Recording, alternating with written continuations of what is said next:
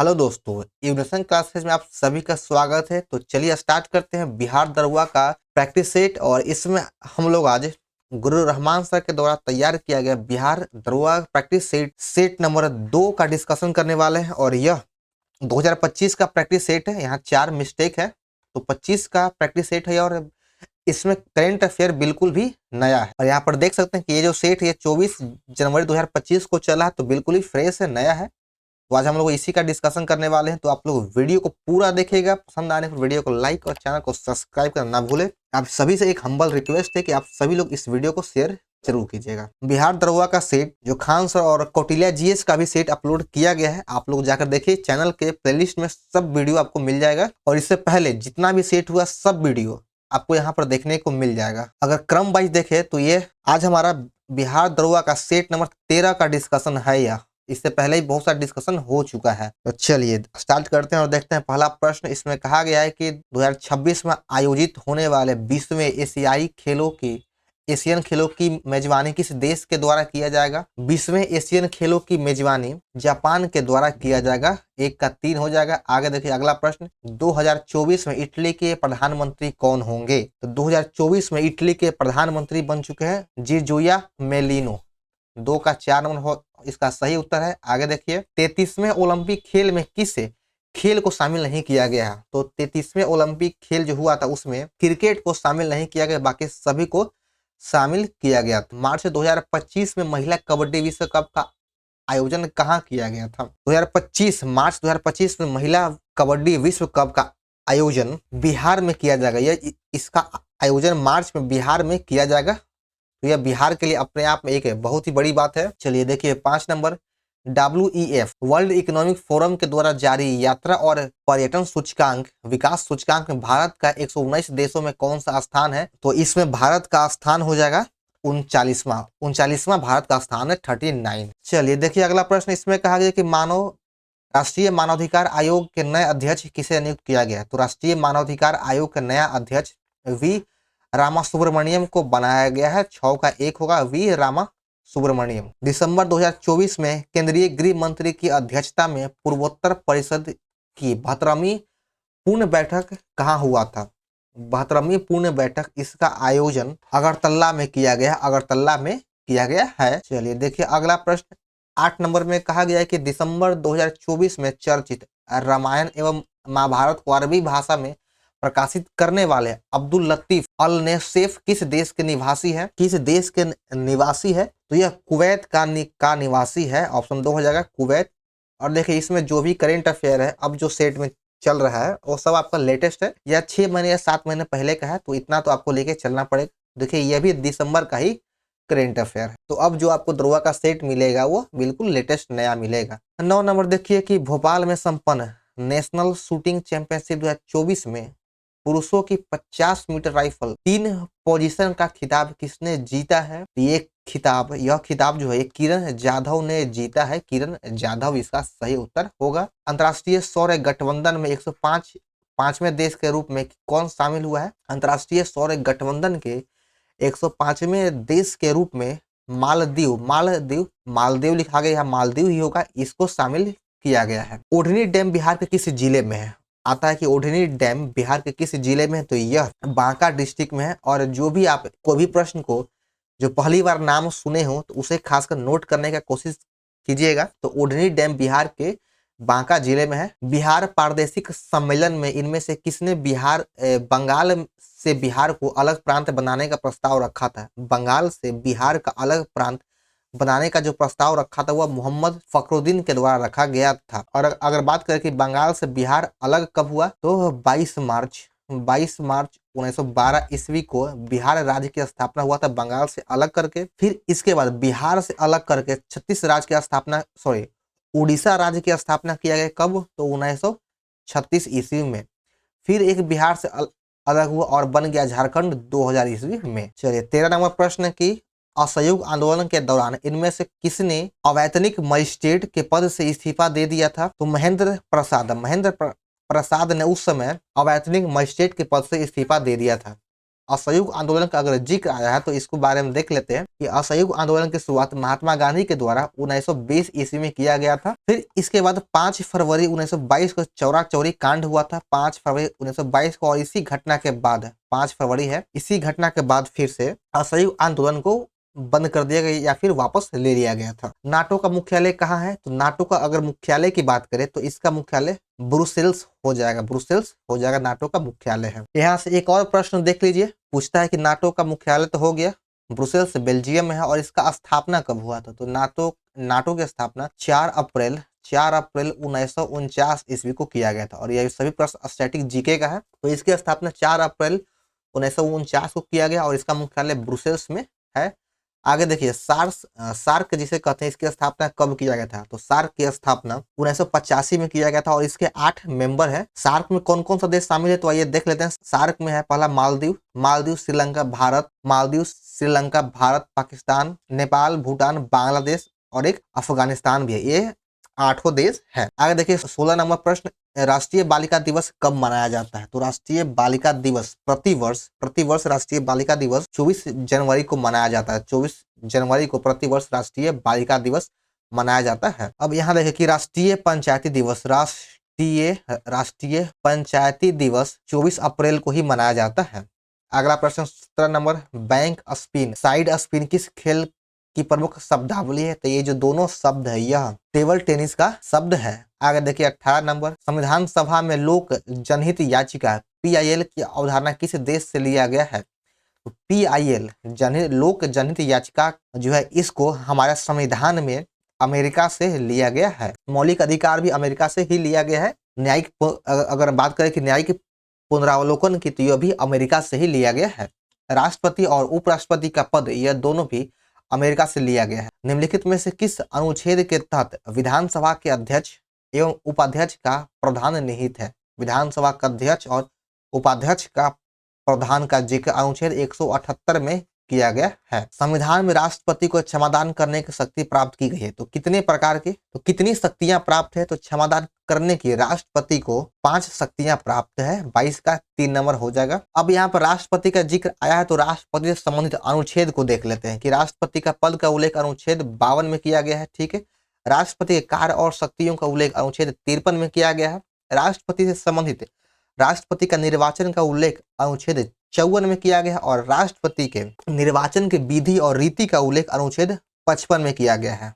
ठीक है, आगे देखिए कि राष्ट्रपति से संबंधित राष्ट्रपति की पदावधि या पद की अवधि 5 साल जो होती है वह अनुच्छेद 56 में लिया गया है और इसके राष्ट्रपति के पुनः निर्वाचन की विधि या पात्रता अनुच्छेद 57 में इसका उल्लेख है। फिर देखिए कि राष्ट्रपति के निर्वाचन होने के लिए अर्हताएं या फिर योग्यता जो है वह अनुच्छेद 58 में इसका उल्लेख है। अनुच्छेद 59 में राष्ट्रपति के पद की शर्तों के बारे में कहा गया है और अनुच्छेद 60 में शपथ ग्रहण है और अनुच्छेद 61 के तहत राष्ट्रपति पर महाभियोग लगाया जाता है और अनुच्छेद 72 में राष्ट्रपति को जो क्षमादान है वह इसका उल्लेख अनुच्छेद 72 में किया गया है।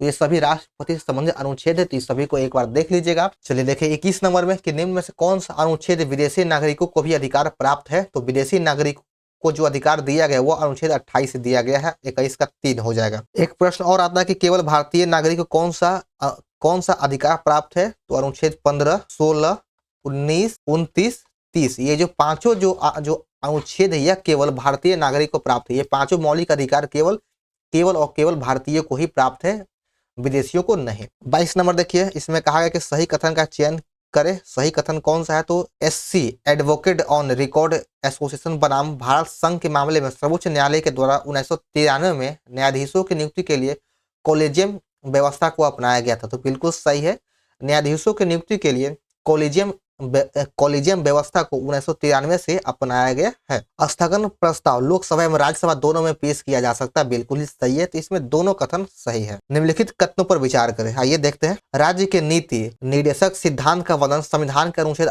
58 से 51 तक किया गया, तो बिल्कुल गलत है। DSP इसे कहते हैं शॉर्ट फॉर्म में, तो DSP का उल्लेख भाग 4 और अनुच्छेद 36 से 51 में किया गया है। 36 से 51 में DSP का उल्लेख है, तो पहला गलत हो गया। DSP सिद्धांत का मुख्य उद्देश्य सामाजिक एवं आर्थिक प्रजातंत्र को स्थापित करना है, तो बिल्कुल ही सही है।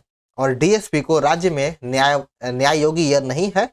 तो इसमें से केवल 2 नंबर सही है, केवल 2 नंबर सही है। एक आता है कि मौलिक कर्तव्य, तो मौलिक कर्तव्य का उल्लेख भाग 4 के क में किया गया और इसका उल्लेख अनुच्छेद 51 के क में किया गया है। मौलिक कर्तव्य को जो है सरदार स्वर्ण सिंह समिति के सिफारिश पे जोड़ा गया था। 24 में देखिए कि कौन सा कथन सही है। इसमें भी बोला कथन दिया गया है, संविधान में अनुच्छेद 102 के 1 के तहत केंद्र तथा 191 के 1 के तहत राज्यों में संसद और राज्य विधानसभा को लाभ पद का निर्धारण करने का अधिकार है। तो बिल्कुल ही सही है, यह कथन सही है। आगे देखते हैं अगला कथन को कि भारतीय संविधान में न्यायिक पुनरावलोकन की जो व्यवस्था है वो अमेरिका, यह व्यवस्था कानून के द्वारा स्थापित किया गया है। तो यह भी सही, ये जो व्यवस्था है न्यायिक पुनरावलोकन यह अमेरिका से लिया गया है। तो इसमें दोनों कथन सही हो जाएगा। अगला देखिए 25 नंबर, इसमें कहा गया है कि राज्यों को मिलने वाले राजस्व सहायता हेतु अनुशंसा कौन करता है। तो राज्यों को मिलने वाले राजस्व सहायता हेतु अनुशंसा वित्त आयोग के द्वारा किया जाता है और वित्त आयोग का उल्लेख अनुच्छेद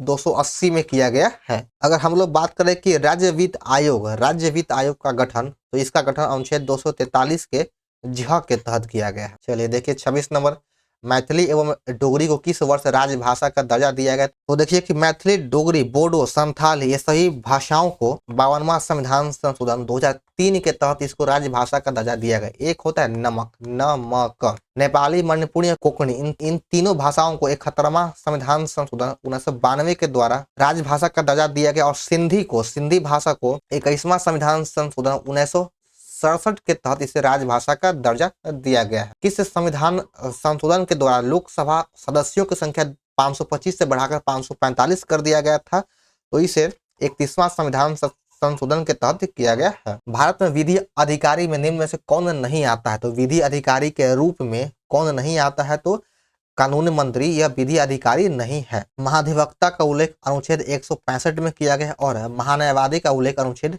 76 में किया गया है। अगला प्रश्न देखिए कि सर्वाधिक मत के आधार पर चुनाव जीत का निर्णय का प्रावधान किस देश के संविधान से लिया गया है। तो यह संविधान ब्रिटेन के संविधान से लिया गया कि जो जिस पार्टी का सबसे ज्यादा मत होगा वही चुनाव जीतेगा। कालिदास के द्वारा रचित पुस्तक मालविका अग्निमित्रम का संबंध किस वंश से है। तो इसका संबंध हो जाएगा शुंग वंश से। मालविक और अग्निमित्र का यह प्रेम कहानी है। सिंधु सभ्यता के किस स्थल से स्वास्तिक का चिन्ह प्राप्त हुआ है। तो यह जो चिन्ह था स्वास्तिक का चिन्ह यह हड़प्पा से प्राप्त हुआ। 31 का 2 नंबर हो जाएगा। आगे देखिए ऋग्वैदिक काल की सामाजिक स्थिति के संबंध में कौन सा कथन असत्य है। तो 32 का देख लीजिएगा, 32 का हो जाएगा ऑप्शन नंबर ए।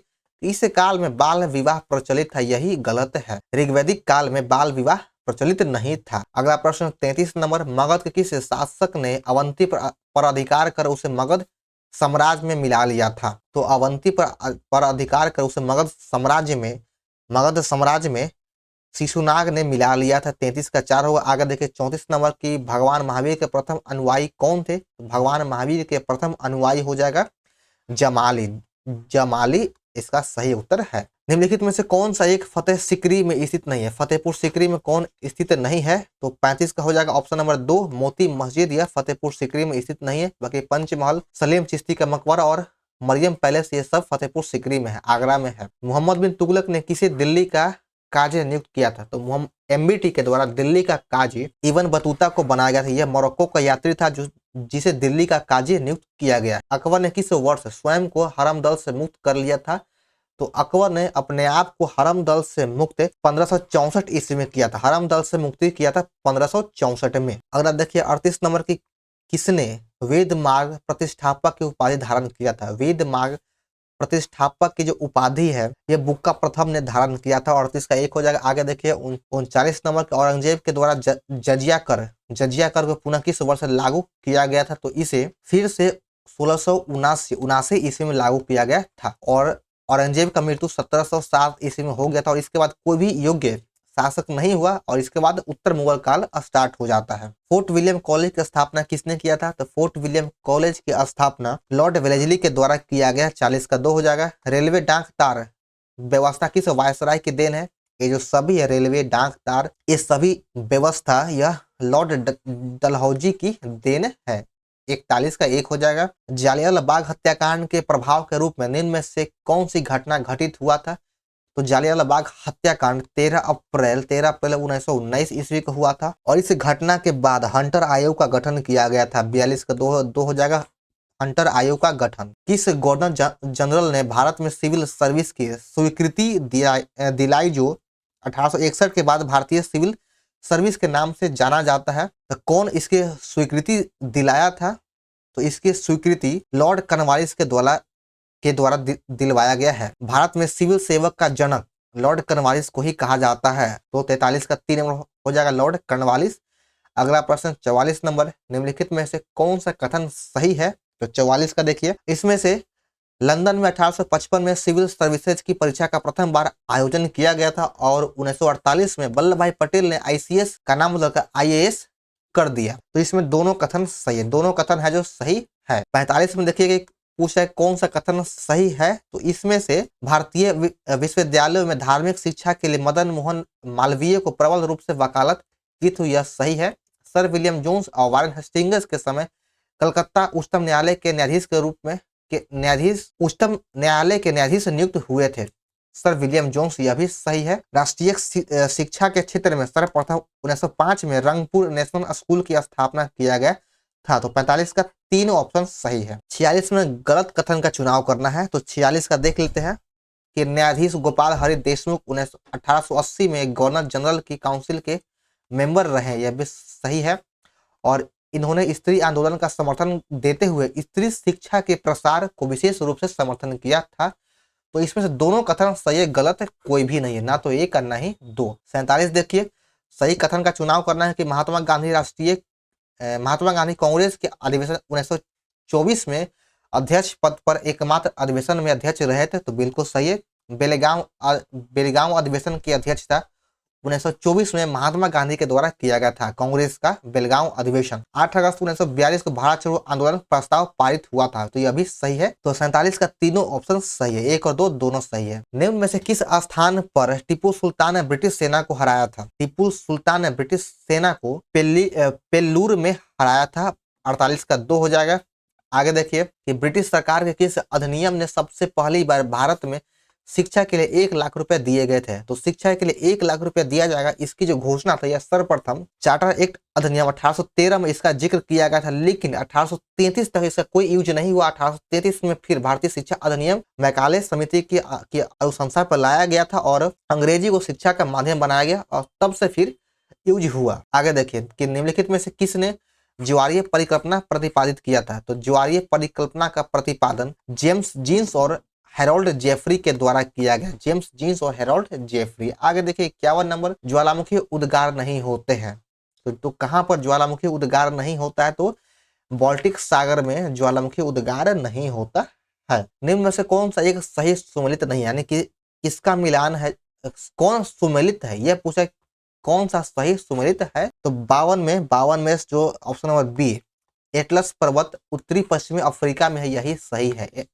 एटलस पर्वत उत्तरी पश्चिमी अफ्रीका में है। चलिए देखिए 53 नंबर, मध्य प्रदेश में नेपानगर किसके लिए प्रसिद्ध है? तो मध्य प्रदेश का नेपानगर अखबारी कागज के लिए प्रसिद्ध है। 53 का 2 हो जाएगा, अखबारी कागज। निम्नलिखित में से कौन सी फसल बराक घाटी की महत्वपूर्ण फसल है? तो बराक घाटी की जो सबसे महत्वपूर्ण फसल है वह है चाय। चाय बराक घाटी की सबसे महत्वपूर्ण फसल है। हेल बॉय किसका नाम है? तो हेल बॉय यह पुछल तारा का एक नाम है। 55 का 1 हो जाएगा। निम्नलिखित में से पूर्वी द्वीप समूह का कौन सा द्वीप 3 देशों से विभाजित है? तो बोर्नियो द्वीप। बोर्नियो द्वीप यह 3 देशों से विभाजित है। 56 का 1 हो जाएगा। शुष्क भूमि के लिए सर्वाधिक उचित फसल कौन सा है? जहाँ पे भूमि शुष्क है वहां के सबसे अधिक जो उचित फसल है वह है मूंगफली। 57 का 4 होगा। कार्टिजेना प्रोटोकॉल का संबंध किससे है? कार्टिजेना प्रोटोकॉल का संबंध, इसका संबंध हो जाएगा जैव सुरक्षा से समझौता है, जैव सुरक्षा से समझौता। 58 का 3 नंबर हो जाएगा। अगला प्रश्न देखते हैं 59 नंबर की, भारत में मैंग्रोव वनस्पति सबसे अधिक कहाँ पाया जाता है? तो मैंग्रोव वनस्पति सबसे अधिक यह सुंदर वन में पाया जाता है। 59 का 2 नंबर हो जाएगा। और वैसे पाया कहाँ कहाँ जाता है? तो सुंदर वन, अंडमान निकोबार, इस सभी जगह पर पाया जाता है। बेतवा नदी का उद्गम स्थान कहाँ है? तो बेतवा नदी का उद्गम स्थान हो जाएगा विंध्याचल पर्वत से इसका उद्गम होता है। अमरकंटक पहाड़ी से नर्मदा और सोन का उद्गम होता है। 61 देखिए, इसको मिलान करना है तो 61 में देख लीजिए कि बर्लिन बर्लिन स्प्री नदी के किनारे स्थित है। लाहौर रावी नदी के किनारे स्थित है। न्यूयॉर्क न्यूयॉर्क जो है हडसन के किनारे है। और रोम टाइबर नदी के किनारे स्थित है। तो 61 का हो जाएगा 2 नंबर। ब्यूनस आयर्स और मोंटेविडियो किस नदी के किनारे बसा हुआ है? तो ये दोनों शहर जो है यह रिवर प्लेट नदी के किनारे बसा हुआ है। 62 का 1 हो जाएगा। 63 नंबर में कहा गया कि समांतर डेल्टा की आकृति किस प्रकार की होती है? ये जो डेल्टा की आकृति होता है वह त्रिभुजाकार होता है और सुंदरबन डेल्टा सबसे बड़ा है। तो 63 का 3 हो जाएगा। आगे देखिए 64 नंबर, इसको मिलान करना है तो लानोज जो घास का मैदान है यह किस देश में है, किस महाद्वीप में है या किस देश में है? यह दक्षिणी अमेरिका में हो जाएगा। लानोज अस्टेपी, यह अस्टेपी का हो जाएगा यूरोप में। पेरिज घास का मैदान उत्तरी अमेरिका में है और वेल्ड अफ्रीका में है। तो इसका 64 का 1 हो जाएगा। अगला प्रश्न है 65 नंबर के, सुमेलित कीजिए यानी मिलान करना है। उच्च वेग का मात्रक हो जाएगा मैक, धैर्य का मात्रक हो जाएगा एंगस्ट्रम, दाब का मात्रक पास्कल और ऊर्जा का मात्रक कार्य और ऊर्जा का मात्रक जूल होता है। तो इसका सब आमने सामने ही है। तो 65 का 3 हो जाएगा। अगला देखिए 66 नंबर, किसी द्रव का वाष्पीकरण होने से उसका तापमान क्या होता है? तो जब भी किसी द्रव का वाष्पीकरण होगा तो उसका तापमान घटता है। मिट्टी के घड़ा होना चाहिए कि घड़े में किस प्रक्रिया के कारण जल ठंडा होता है? तो जल जो ठंडा होता है वह वाष्पीकरण की वजह से होता है। 67 का 2 हो जाएगा। ऊष्मागतिकी के प्रथम नियम से किसका संरक्षण होता है? तो इसमें ऊर्जा का संरक्षण होता है। ऊष्मागतिकी के प्रथम नियम से ऊर्जा का संरक्षण होता है। किस माध्यम में ध्वनि सबसे तेज चलता है? तो ध्वनि जो होता है सबसे अधिक ठोस में होगा, उसके बाद फिर द्रव, फिर गैस या वायु कह सकते हैं। चंद्रमा पर धरातल से दूर विस्फोट सुनाई क्यों नहीं देता है? चंद्रमा पर जब कोई विस्फोट होता है तो वह सुनाई क्यों नहीं पड़ता है? तो वह सुनाई इसलिए नहीं पड़ता क्योंकि वहां पर वायुमंडल के अनुपस्थित, वहां पर वायुमंडल नहीं है। 70 का 1 हो जाएगा इसका सही आंसर। चलिए आगे देखिए दोस्तों 71 नंबर। 71 में कहा गया कि शुष्क सेल के संबंध में सुमेलित कीजिए यानी मिलान करना है। तो 71 का देख लीजिए। 71 में ऋण इलेक्ट्रोड कौन हो जाएगा? तो जिंक का बर्तन।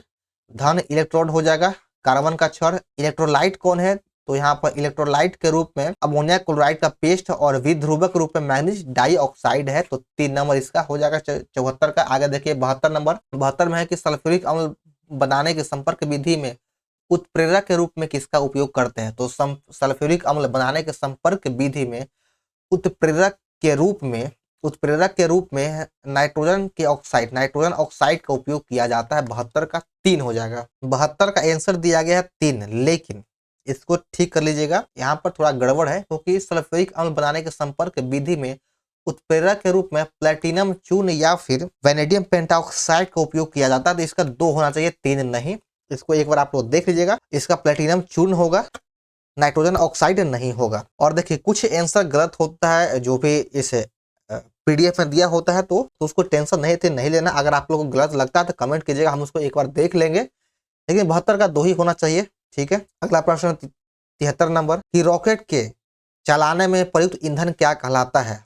तो उस ईंधन को क्या कहते हैं? उसे प्रणोदक कहा जाता है। 73 का 3 होगा। अगला प्रश्न है 74 का मिलान करना है। इसमें मिलान का प्रश्न कुछ ज्यादा ही दिया गया है। पोटेशियम ब्रोमाइड, यह फोटोग्राफी में इसका उपयोग करते हैं। फोटोग्राफी के फिक्सल के रूप में पोटेशियम ब्रोमाइड का। पोटेशियम नाइट्रेट का उपयोग बारूद में किया जाता है। पोटेशियम सल्फेट का उपयोग उर्वरक के रूप में और मोनो पोटेशियम टारट्रेट का उपयोग बेकरी में किया जाता है। तो इसका 74 का हो जाएगा ऑप्शन ए। अगला प्रश्न है कि पानी में नमक मिलाने पर पानी के क्वथनांक और हिमांक क्या होता है? तो पानी में अगर नमक मिला देंगे तो इसका क्वथनांक और हिमांक, क्वथनांक इसका बढ़ जाता और हिमांक घट जाता है। आगे देखिए 76 नंबर, पोटेशियम परमैंगनेट जल को क्या करता है? तो पोटेशियम परमैंगनेट जल को कीटाणु रहित बनाता है। 76 का 1 हो जाएगा। आगे देखिए 77 नंबर, ऑक्सीजन का खोज किसने किया? तो ऑक्सीजन का खोज प्रिस्टले के द्वारा, प्रिस्टले के द्वारा किया गया ऑक्सीजन का खोज। जल के द्वारा परागण किया जाना क्या कहलाता है? तो जल द्वारा परागण किया जाना यह हाइड्रोफिलिक कहलाता है। चलिए देखिए अगला प्रश्न देखते हैं 79 बौने पौधे को किसके उपयोग से लंबा किया जाता है? तो बौने पौधे को जो लंबा करने वाला हार्मोन है वह होता है जिब्रेलिन। जिब्रेलिन के द्वारा लंबा किया जाता है। 80 नंबर में भी मिलान करना है तो देख लीजिए। खट्टे नारस यह जीवाणु होगा। गन्ने का लाल स्वर्ण रोग यह किसकी वजह से होता है? तो यह कवक की वजह से होता है। आलू का कृष्णकांत रोग यह ऑक्सीजन की कमी की वजह से होता है। गेहूं का साहू रोग यह कीट की वजह से होता है। 80 का 3 होगा। आगे देखिए 81 नंबर करनाल बंट एक बीमारी है, ये किस फसल का है? करनाल बंट बीमारी है एक तरह का बीमारी है जो गेहूं का है। 81 का 4 होगा। अगला देखिए कि खाद्य श्रृंखला या फूड चेन मानव क्या है? तो फूड चेन के अंतर्गत मानव जो होता है यह एक प्राथमिक और द्वितीय उपभोक्ता दोनों है। प्राथमिक और द्वितीय दोनों है। उपास्थि किसमें नहीं पाया जाता? ये जो उपास्थि होता है वह मूत्राशय में नहीं पाया जाता बल्कि कंठ, कान और नासिक में उपास्थि पाया जाता है। पुनरावर्तन का सिद्धांत किसने दिया था? पुनरावर्तन का सिद्धांत अर्नस्ट हैक्ले के द्वारा दिया गया है। पुनरावर्तन का सिद्धांत। निम्न में से यौगिक शब्द कौन सा है? इसमें से यौगिक शब्द कौन है? तो 85 का देख लीजिए। 85 का हो जाएगा ऑप्शन नंबर 2 पाठशाला में। पाठशाला एक यौगिक शब्द है। गोबर गणेश यह किस समास का एग्जाम्पल है? गोबर गणेश में कौन सा समास है? तो इसमें संबंध तत्पुरुष समास, संबंध तत्पुरुष समास है। आगे देखिए 87 नंबर में फिलिंग द ब्लैंक से rice and kadhi a common meal in India. तो यहाँ पे क्या होगा? तो 87 का हो जाएगा। यहाँ पर 2 नंबर इज होगा। यहाँ पर India is which type of noun. तो 88 में देख लीजिए। 88 का हो जाएगा ऑप्शन नंबर ए हो जाएगा प्रॉपर नाउन। आगे देखिए 89 नंबर मैथ दिया गया कि एक वस्तु को 2700 रुपये बेचने पर एक व्यक्ति को 10% का हानि होता है। यदि वह वस्तु को 3600 रुपये बेचे तो उसे कितना लाभ होगा? तो सबसे पहले आप इसमें क्रैमूल निकालिए। तो क्रैमूल निकालने का फॉर्मूला होता है सीधे तरीका पीवी का उल्टा करना है। तो 27 रुपये में बेचा है तो सीपी कितना हो जाएगा? तो 100/90 कर देंगे तो निकल जाएगा सीपी। तो हो जाएगा यहाँ से कट गया 1 शून्य से 9 तैयारी 30 बार में कट गया तो इसका क्रैमूल आ गया 3000 रुपया। अब बेच रहा है कितना? 3600 में। तो इसको लाभ हो रहा है 600 रुपये। तो परसेंट निकालना है तो परसेंट में हो जाएगा कितना? तो 2 से 2 खत्म, 1 से 1 खत्म, 3 से 2 यानी 20% इसका लाभ होगा। 89 का 3 होगा। आगे देखिए कि ए ने किसी वस्तु को 1400 रुपये में खरीदा है और उसने उसे बी को 25% लाभ पर बेच दिया है। फिर बी ने सी को 20% लाभ पर बेच दिया और सी ने डी को 15% हानि को बेचा है। तो डी का क्रयमूल क्या होगा? तो कुछ नहीं करना। देखिए यहाँ पर एक सीरीज आपको हम देते हैं। एक 1400 में खरीदा है तो बी को 25% लाभ पर दिया तो 125/100 कर दीजिए। फिर बी ने सी को 20% लाभ पर बेचा है तो 120/100 कर दीजिए। सी ने डी को 15% हानि पर बेचा है तो 85/100 कर दीजिए। अब यहाँ डी का क्रयमूल आ जाएगा, काट दीजिए, यही आंसर होगा। तो 90 का आंसर हो जाएगा 1 नंबर 1785 रुपया। गुना भाग कर लीजिएगा। एक दुकानदार अपने माल को अपने सीपी पर बेचने का वादा करता है लेकिन वो 20% वजन का उपयोग करता है तो लाभ प्रतिशत क्या हो जाएगा? तो यानी वह 1000 ग्राम की जगह वो 800 ही देता है तो इससे लाभ कितना हो गया? तो लाभ हो गया 200। दे कितना रहा? तो 800 दे रहा है तो इसमें लाभ परसेंट कितना हो गया? तो लाभ परसेंट हो गया यहाँ पर देख लीजिए 25 8 200 यानी 25% इसको लाभ हो रहा है। यहाँ पर वजन में क्या करेगा कि जितना परसेंट कम करेगा। यहाँ पर देखिए यहाँ पर होगा कि 20% कम वजन का उपयोग करता है। यहाँ पर देखिए कम होगा 20% कम वजन का उपयोग करता है। चलिए देखिए 92 की ए बी सी का औसत उम्र 25 वर्ष है। उनका उम्र का अनुपात 4 5 6 है तो बी का उम्र क्या होगा? तो औसत दिया गया है तो उम्र हो जाएगा 75 वर्ष। 6 4 10 5 15 तो अनुपात 15 का मान दिया है 75 तो 15 5 75 1 का मान आ गया 5। तो बी का निकालना है तो बस 25 उम्र हो जाएगा बी का। किसी धनराशि पर 10% वार्षिक ब्याज की दर से 3 वर्ष और 5 वर्ष का ब्याज प्राप्त होता है 4800 रुपए। तो धनराशि क्या हो जाएगा? तो इसका धनराशि हो जाएगा 6000 रुपया। क्षेत्रीय ग्रामीण बैंक किसके द्वारा प्रायोजित होता है? तो क्षेत्रीय ग्रामीण बैंक यह राष्ट्रीयकृत वाणिज्यिक बैंक के द्वारा चलाया जाता है। आगे देखिए इनसाइड ट्रेडिंग किससे संबंधित है? इनसाइड ट्रेडिंग का संबंध शेयर बाजार से है। निम्नलिखित में से कौन आरबीआई की मौद्रिक नीति का एक अंग नहीं है? तो जीएसटी आरबीआई की एक मौद्रिक नीति का अंग नहीं है। फेडरल रिजर्व बैंक किस देश का केंद्रीय बैंक है? तो फेडरल रिजर्व बैंक यह यूएसए का एक केंद्रीय बैंक है। एसबीआई की स्थापना कब किया गया है? तो एसबीआई बैंक की स्थापना कब किया गया है? तो इसकी स्थापना 1806 में किया गया है। एक बार इसको देख लीजिएगा 98 का 1806 दिया गया है। इंपीरियल बैंक की स्थापना 1921 में किया गया था और इसी का नाम चेंज करके 1955 ईस्वी में एसबीआई कर दिया गया था। Bank of Madras, bank of Calcutta, bank of Bombay का विलय करके किस बैंक का गठन किया गया है? तो 99 का हो जाएगा option number 3 imperial bank of India कर दिया गया है। 1969 में कितने बैंकों का राष्ट्रीयकरण किया गया था? तो 1969 में 14 बैंकों का राष्ट्रीयकरण किया गया है। उसके बाद फिर 1980 में फिर बैंकों का राष्ट्रीयकरण किया गया था। तो 100 का हो जाएगा ऑप्शन नंबर 3। तो चलिए यहाँ पर हमारा आज का सेट समाप्त होता है। तो आप सभी को वीडियो कैसा लगा कमेंट जरूर करें, पसंद आने पर वीडियो को लाइक और चैनल को सब्सक्राइब करना भूल और इस वीडियो को शेयर जरूर करें। तो फिर मिलते हैं नेक्स्ट वीडियो में। जय हिंद।